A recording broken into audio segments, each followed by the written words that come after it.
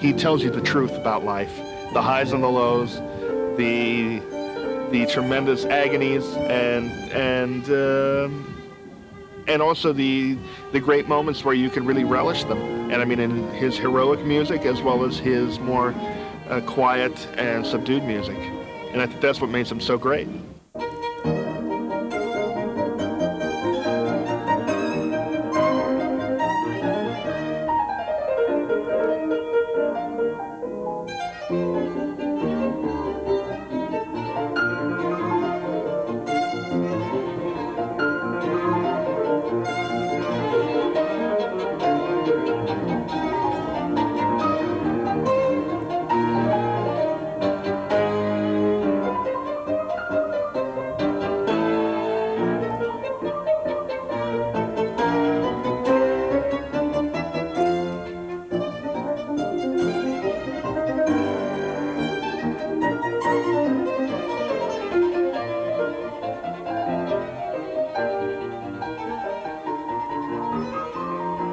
I thought it was a real big challenge to try to produce at an extremely high level all 10 of these Beethoven sonatas. Want to go on to 7? Yep. Once we're there? Yep.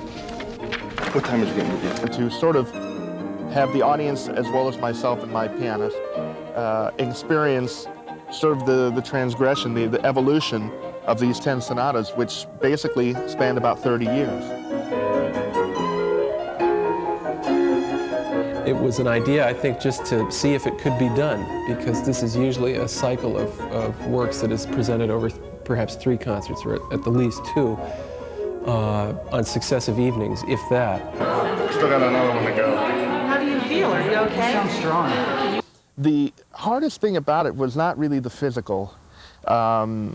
The physical part for me is something that is really quite easy. It's, I play an awful lot of violin every day. I teach a lot. I generally have 20-hour days, and so my stamina is pretty good. But the most difficult thing was the emotional stability, and also trying to keep your playing at the absolute highest level for that amount of time.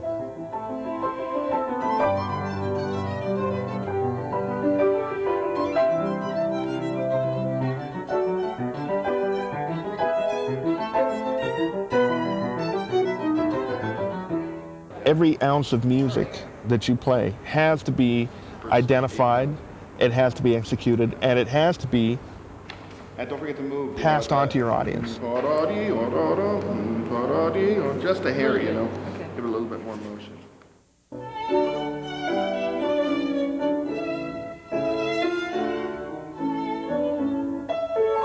If you're running, a lot of times you're not going to sprint the whole way. I mean, you're going to pace yourself. You're going to say, hey, you know, I've got 10 more miles to go. I've got 5 more miles to go.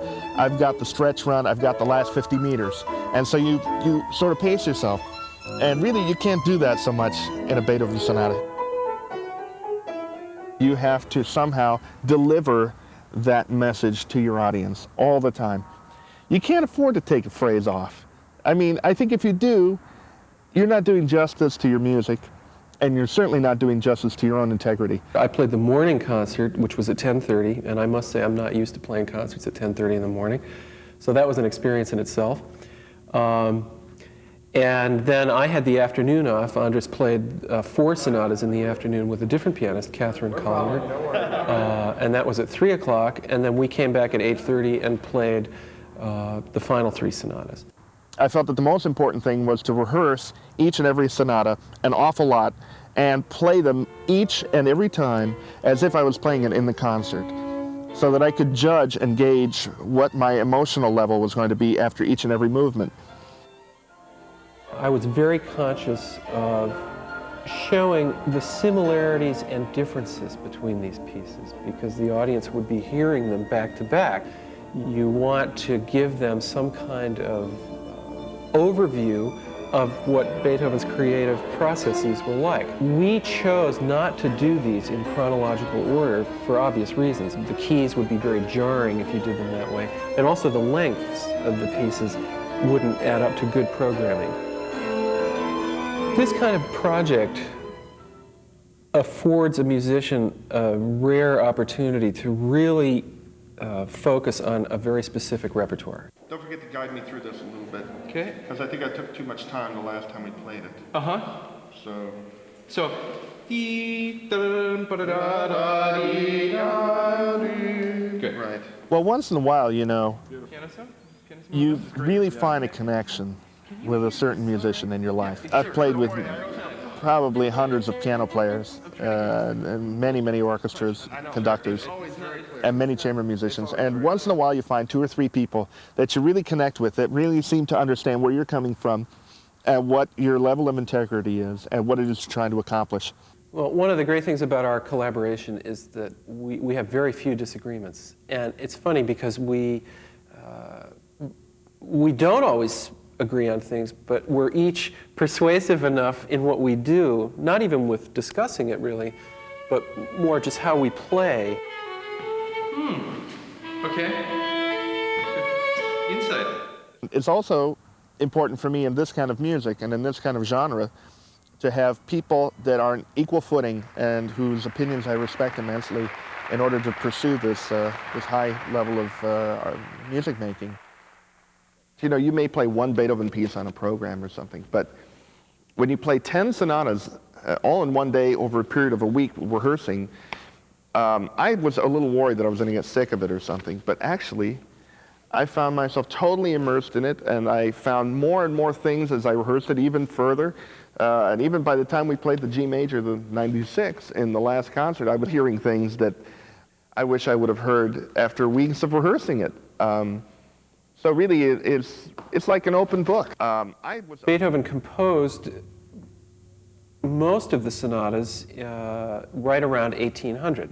He was just turning 30 years old and was experiencing the first serious signs of his oncoming deafness.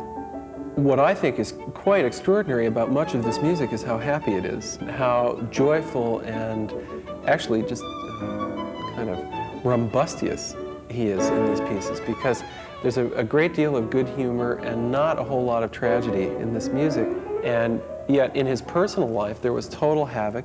There is still an incredible development, because when you compare the Opus 12, for example, just the very opening,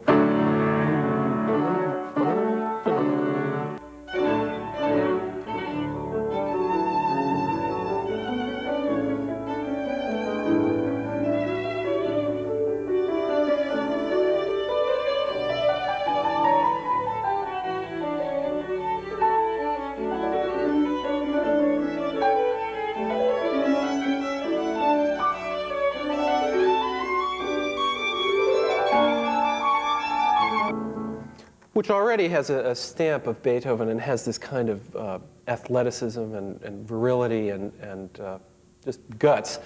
That is taken to its apotheosis with the Kreutzer Sonata, which was written 2 years later. And I'm still incredulous that it was only 2 years that separated these works. Because the Kreutzer is virtually a concerto for both instruments without orchestra.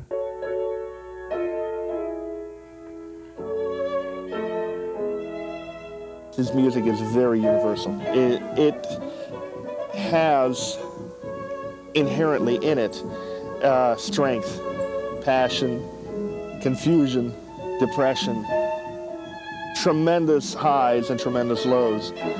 And I think that if that is something that can be related to the human spirit or to humans per se, then that is why he is so universally acclaimed and why his music is still being played an awful lot.